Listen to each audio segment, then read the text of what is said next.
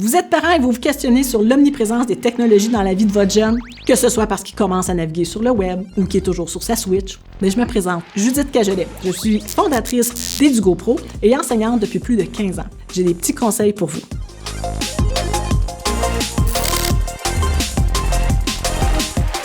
Votre fille est toujours sur sa console, votre gars est toujours sur sa PS5. Peut-on trop jouer aux jeux vidéo? Ben, un vieux dicton répondrait à cette question. Tout est bon avec modération. Mais justement, c'est quand le moment où c'est trop?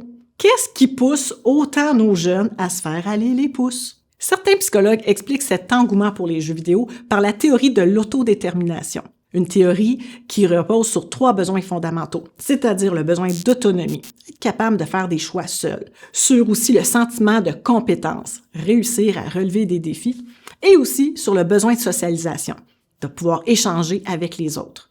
Alors que d'autres spécialistes vont plutôt expliquer que le plaisir de jouer est suscité par le fait qu'on résout des problèmes. Puis on va se le dire, les jeux vidéo, c'est une série de problèmes à régler, donc des heures de plaisir à venir. Je vous entends, là.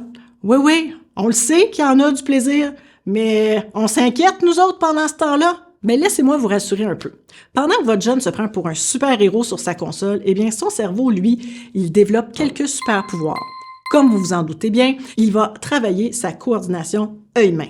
Ensuite, il va se promener dans différents univers avec différents trajets itinéraires à faire. Il va donc développer son orientation spatiale. Il va développer sa mémoire de travail, stocker de l'information et l'utiliser au bon moment. Et 4e super pouvoir, sa capacité d'analyse. Tous les jeux de réflexion, de logique, de créativité qui permettent en plus de travailler sa persévérance, contribuent à l'aider dans son développement.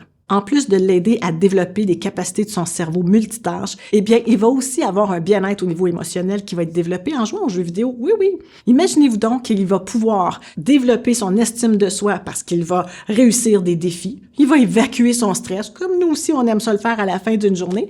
Puis, important, il va socialiser avec d'autres jeunes, partager le même intérêt, s'entraider pour un objectif commun.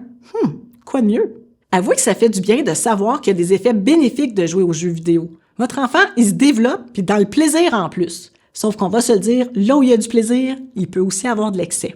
Et l'excès, ça amène des effets négatifs, comme entre autres le manque d'activité physique, qui peut entraîner à l'obésité, les tensions musculaires. Votre jeune va être aussi confronté à certains environnements un peu plus violents sur les jeux vidéo. Ça peut amener des comportements un peu plus agressifs à la maison. Il va aussi peut-être confondre le monde réel et virtuel, avoir tendance à s'isoler.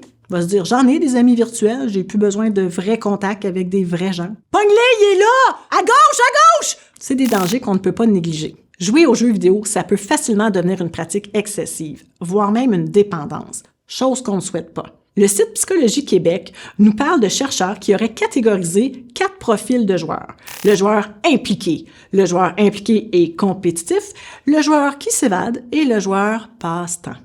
Chacun des profils nous permet d'observer certains éléments de comportement pour voir le niveau de risque. Est-ce que c'est un risque élevé de dépendance à venir, modéré ou faible? Les mêmes chercheurs ont découvert qu'il y a 1/3 des jeunes qui jouent aux jeux vidéo qui sont à risque de développer une dépendance. Ça veut donc dire que comme parent, c'est très important pour vous d'observer votre jeune, ses comportements, afin de s'assurer que sa pratique ne devienne pas une problématique. Un autre site qui est intéressant, c'est celui de la cliniquedelenfant.ca.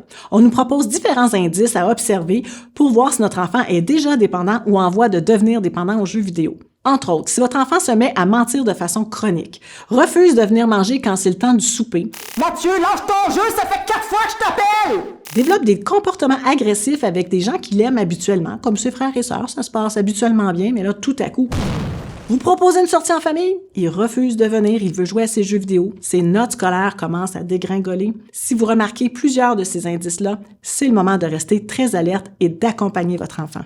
Donc, pour conclure, est-ce qu'on peut vraiment répondre à la question « Peut-on trop jouer aux jeux vidéo? » On a vu qu'il y avait des super effets positifs, mais des super effets négatifs. Ça veut donc dire que ça dépend de votre jeune. Chaque joueur est différent. 4 mots pour vous aider. Observation, modération, équilibre et choix. Des mots à retenir parce qu'ils vous permettent de rester en contact avec votre enfant. C'est ce qui est important. Merci de votre attention. N'oubliez pas d'aller regarder les 2 autres capsules sur la même thématique et de consulter les différentes ressources sous cette capsule.